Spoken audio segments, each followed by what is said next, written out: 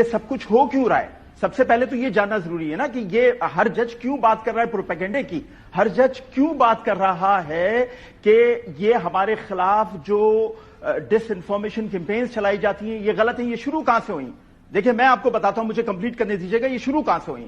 2018 سے پہلے تو ہم لوگ گمراہی میں رہ رہے تھے نا، ہم لوگ غافل تھے، ہم لوگ پڑھے لکھے بھی نہیں تھے۔ پھر ایک گروہ آیا جس نے ہمیں بتایا کہ فوج کے ہر فیصلے کی حمایت کرنا ہی وطن پرستی ہے۔ اس نے آ کے ہمیں بتایا کہ عدالت جو فیصلے دیتی ہے اس کے خلاف بات کرنا وطن دشمنی ہے۔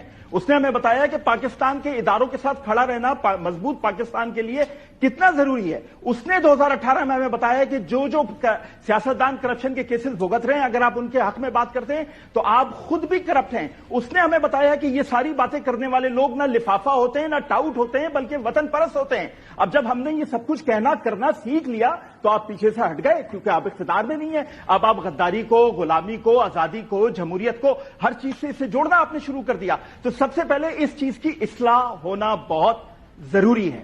جی، یہ سارا جو آپ کا آرگومنٹ ہے اس کی آج کی ہیئرنگ کے ساتھ براہ راست کیا تعلق ہے؟ اگر میں کچھ شاید میں سمجھ نہیں پایا، مطلب گرینڈ ڈائلاگس، میں نے تو کہہ دیا گرینڈ ڈائلاگس، میں نے کہہ دیا grand dialogues, grand dialogues, grand dialogues ہے کہ 76 سال سے جو موجودہ جو ہمارے آنریبل جو ہے جسٹس اطہر من اللہ صاحب نے بات کی تھی، لیکن اس وقت سابق وہ چیف جسٹس اسلام آباد ہائی کورٹ تھے جب رانا شمیم صاحب کا ایفیڈیوٹ آیا تھا اور وہ کیس جب لیا تھا، تو اس دن جو ان کے ریمارکس تھے انہوں نے کہا تھا سوال ہی پیدا نہیں ہوتا کہ میرے ججز کے ساتھ کوئی جو ہے نا وہ انٹرفیئر کر سکے یا ان کو اپروچ کر سکے۔